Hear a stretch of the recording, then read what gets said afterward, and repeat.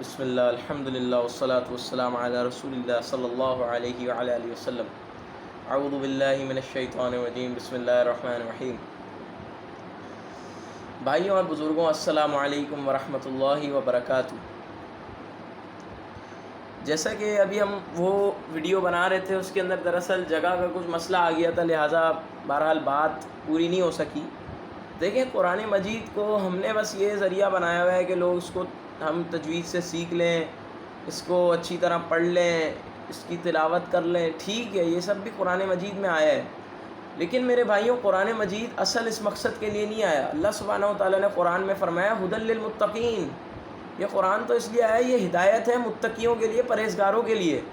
بعض لوگ قرآن مجید بس کوئی مر گیا تو اس وقت مدرسے سے بچے بلا لیتے ہیں اور بولتے ہیں بھائی پڑھ کے بخشو۔ اس لیے آیا کیا قرآن؟ کیا رسول اللہ صلی اللہ علیہ وسلم نے کبھی کسی کو قرآن پڑھ کے بخشا؟ کیا صحابہ اکرام کو بخشوایا؟ نہیں۔ یہ بہرحال صحیح عمل نہیں ہے۔ لہٰذا قرآن مجید کس لیے آیا ہے؟ اللہ سبحانہ و تعالیٰ نے فرمایا ھدی للمتقین۔ یہ اس لیے آیا بھائی، یہ ہدایت ہے متقیوں کے لیے۔ اور متقی کون ہے؟ یہ بھی اللہ نے فرما دیا، الذین آمنوا وکانوا یتقون۔ وہ ہیں جو اللہ پر ایمان لاتے ہیں اور اللہ سے ڈرتے ہیں۔ مثال کے طور پہ یوسف علیہ السلام کا واقعہ قرآن مجید میں ملتا ہے کہ ان کو زلیخا نے دعوت دی اور دروازے بند کر دی اور بولا آ جاؤ یوسف، آج کوئی وہ نہیں ہے، آ جاؤ۔ انہوں نے کہا نہیں بھائی، میں اللہ سے ڈرتا ہوں، میں یہ کام نہیں کروں گا۔ اسی طرح مومن، جو سورہ مومن ہے، اس کے اندر ایک مومن بندے کا بھی ذکر ہے جو اللہ کا ایک مومن بندہ تھا۔ اس نے فرعون کے سامنے کھڑا ہو گیا اور بولا بھائی دیکھو فرعون، میں یہ کہتا ہوں کہ اللہ کے سوا کوئی معبود نہیں، اس کا کوئی شریک نہیں، اس کے سوا کسی کا نظام نہیں چلے گا، اور تم جو کرنا چاہتے ہو میرے ساتھ کر لو۔ یہ ہیں قرآن مجید کے واقعات۔ اور رسول اللہ صلی اللہ علیہ وسلم کو مشرکین نے بولا کہ ہم آپ صلی اللہ علیہ وسلم کو پیسہ دے دیتے ہیں، عورت دے دیتے ہیں، بس آپ صلی اللہ علیہ وسلم جو لوگوں کو اللہ کی طرف بلا رہے ہیں یہ چھوڑ دیں۔ اب جو کہتے ہیں کہ قرآن نعوذ باللہ آپ صلی اللہ علیہ وسلم نے خود گھڑ لیا ہے، کیسے چول لوگ ہیں؟ اگر رسول اللہ صلی اللہ علیہ وسلم نے خود گھڑا ہوتا تو اللہ نے فرمایا اس میں کہ نبی صلی اللہ علیہ وسلم اگر آپ نے اس وحی کے بعد اپنی خواہشات کی پیروی کری یا ان کی باتوں کی پیروی کری تو آپ بھی انہی میں سے ہو جائیں گے۔ اور ایک جگہ تو فرمایا کہ وَلَوْ تَقَوَّلَ عَلَيْنَا بَعْدَ الْأَقَاوِيلِ لَأَخَذْنَا مِنْهُ بِالْيَمِينِ ثُمَّ لَقَطَعْنَا مِنْهُ الْوَتِينَ۔ کہ اگر یہ قرآن آپ نے اپنی پاس سے گھڑ لیا ہوتا تو ہم آپ کی شارک پکڑ کے شارک پکڑ لیتے۔ اتنا سخت وعید۔ یہ کسی عام بندے کا کلام نہیں ہے، بلکہ فرمایا تنزیل من رب العالمین، یہ رب العالمین کی طرف سے اترا ہوا کلام ہے۔ لہٰذا میرے بھائیوں، اس کلام سے جڑو، اس کو ترجمے سے پڑھو، اس کو سیکھو، سمجھو، عمل کرو۔ یہاں پہ نارتھ ناظم آباد بفر زون کے اندر جو قرآن مرکز ہے، وہاں پہ الحمدللہ سیرت النبی صلی اللہ علیہ وسلم کی کلاسز شروع ہوں گی انشاءاللہ 15 مئی سے۔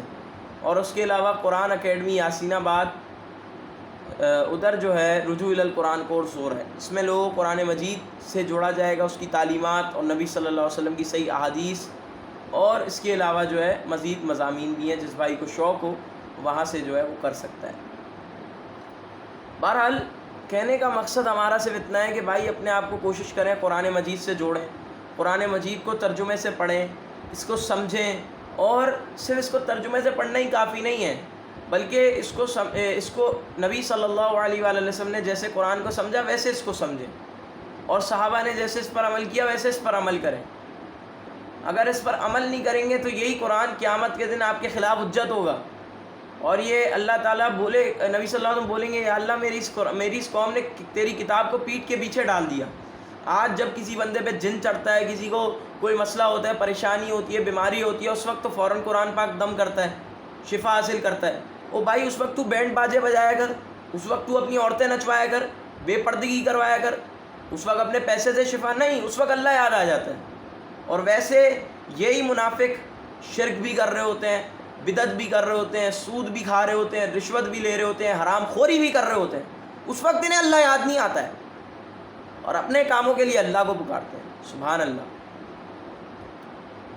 میرے بھائیوں، یہ کائنات یہ کوئی نہیں چلا رہا، بلکہ اللہ اکیلا خدا چلا رہا ہے، جو 7 آسمانوں کے اوپر عرش پر ہے، جس کے جیسا کوئی نہیں، جس کے علاوہ کوئی نہیں۔ اور اس نے یہ کلام قرآن مجید اپنا نازل کیا ہے رسول اللہ صلی اللہ علیہ وسلم پہ 1400 سال پہلے۔ دیکھو اس کی ایک دلیل یہ بھی ہے کہ اللہ سبحانہ و تعالیٰ نے کہا قرآن میں کہ فلا یتدبرون القرآن، یہ قرآن میں غور نہیں کرتے. اگر یہ کسی اور کی طرف سے ہوتا تو اس میں اختلاف ہوتا، اختلاف نہیں ہے.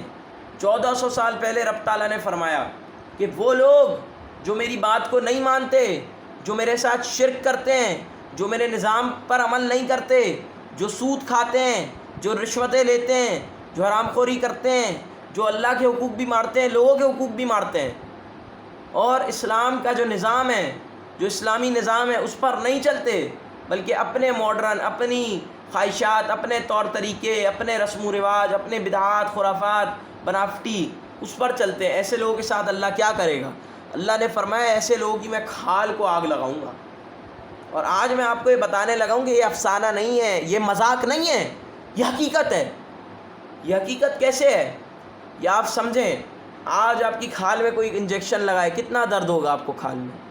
1400 سال پہلے آج ابھی ایک سائنسدان نے ریسرچ کی جس کا نام غالباً ڈاکٹر ذاکر نائک کی کتاب ہے از دا قرآن گاڈ ورڈ، اس کے اندر اس بندے کا نام بھی ذکر ہوا ہے، اس پروفیسر کا، غیر مسلم تھا، اور اس نے ریسرچ کی کہ بھائی انسان کی کھال میں اگر کوئی چیز چبوئی جائے تو انسان کو کھال میں بہت درد ہوتا ہے.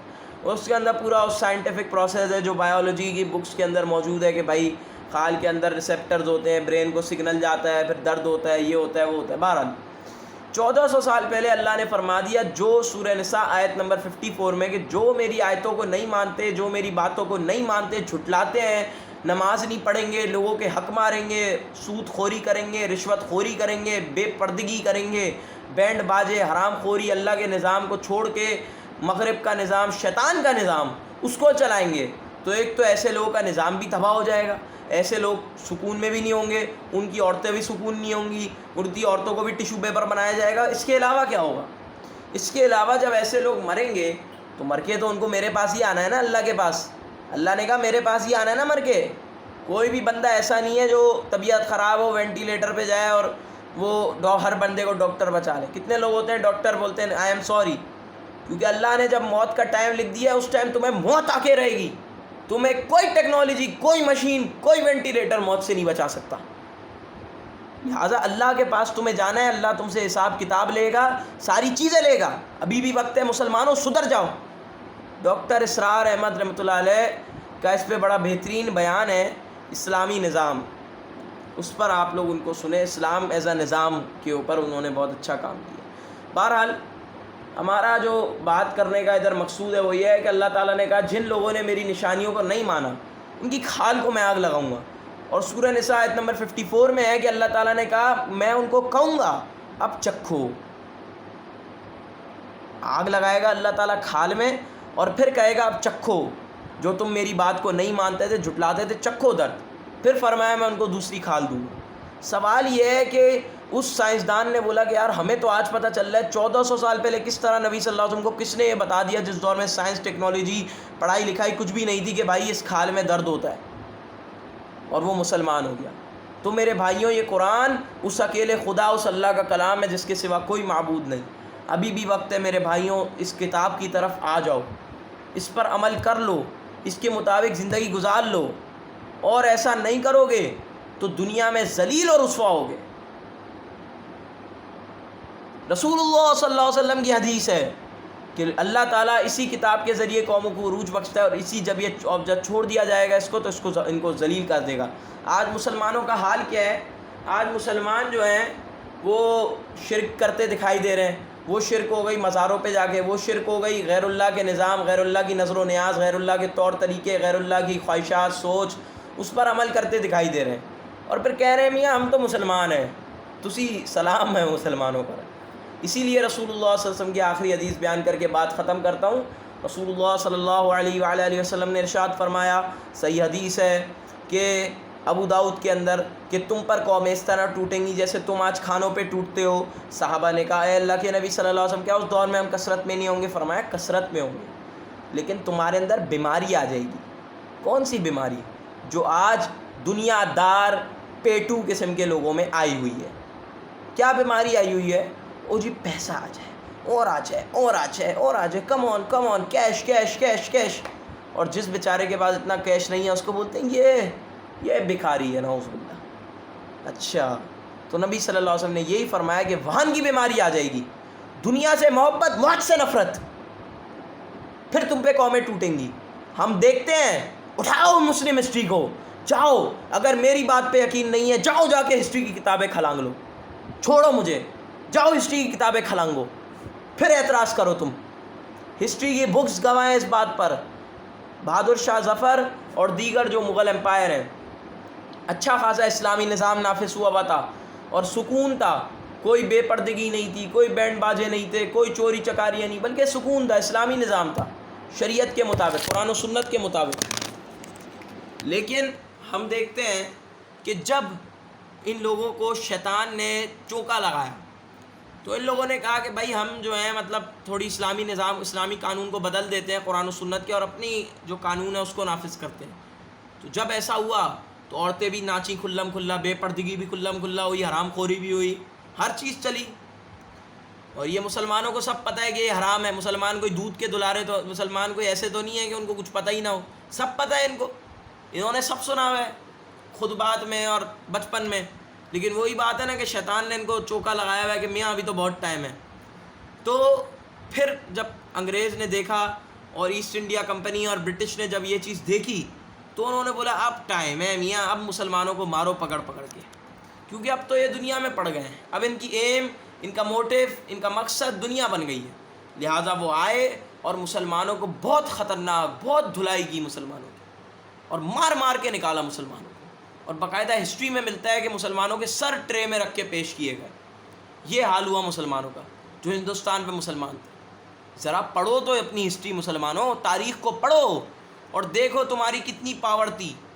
آج تم کو ذلیل کر کے رکھا جا رہا ہے ہر جگہ، کیونکہ تم نے اللہ کے دین کو چھوڑ دیا، اور جب اللہ کے دین پر چلا جائے گا تو وہ 313 تھے اور جنگ بدر تھی، سبحان اللہ۔ اور رب نے فرمایا اذا جاء نصر اللہ والفتح، بھائی جب اللہ کی طرف سے مدد آ گئی، فتح آ گئی، آج ہم دیکھتے ہیں ابھی تک مکہ مدینہ پہ مسلمان غالب ہیں۔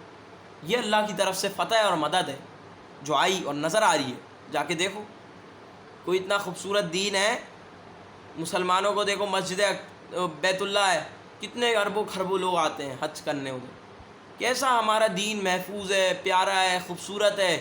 ڈاکٹر اسپونگر جیسے بندے نے یہ بات کہی تھی کہ جس طرح اسلام محفوظ ہوا ہے کہ اس کی ایک ایک بات محفوظ ہے، اس طرح کوئی بھی دین محفوظ نہیں ہوگا۔ رسول اللہ صلی اللہ علیہ وسلم نے استنجا کیسے کیا یہ تک حدیثوں میں محفوظ ہے۔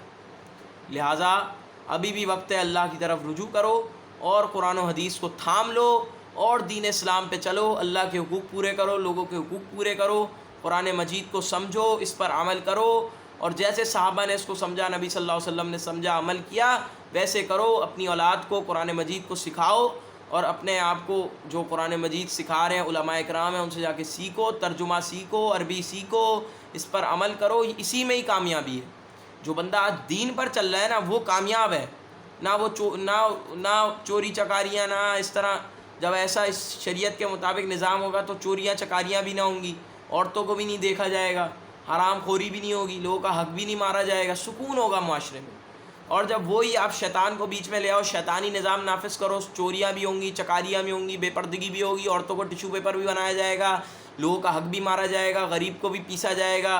نبی صلی اللہ علیہ وسلم نے تو یہاں تک کہا کہ میری بیٹی فاطمہ بھی چوری کرتی، اس کا بھی میں ہاتھ کاٹتا۔ کتنا بہترین نظام ہے اللہ کا، اور اس کو میں اور آپ چھوڑے بیٹھے ہیں۔ لہٰذا رسول اللہ صلی اللہ علیہ وسلم کی حدیث ہے کہ جب لوگ اللہ کی کتاب کے مطابق فیصلہ نہیں کریں گے اللہ ان میں اختلاف ڈال دے گا۔ آج اختلاف ہے، ایک پرائم منسٹر ہی نہیں ہے ہمارا، کیونکہ ہم نے اللہ کے نظام کو چھوڑ دیا ہے۔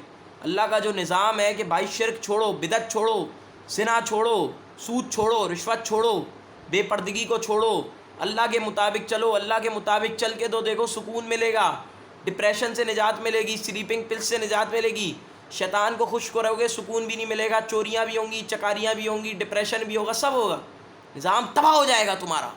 لہٰذا اللہ کو راضی کرو، اللہ سے تعلق جوڑو۔ اللہ رب العالمین سے دعا ہے اس پر عمل کرنے کی توفیق عطا فرمائے۔ کوئی ہم سے غلط بات ہو گئی ہو تو اللہ رب العالمین اس کو معاف کر دے۔ میرے بھائیوں، کوشش کرو جو لوگ قرآن مجید کو سکھا رہے ہیں ان سے سیکھو، اور اس کی عربی سیکھو، اس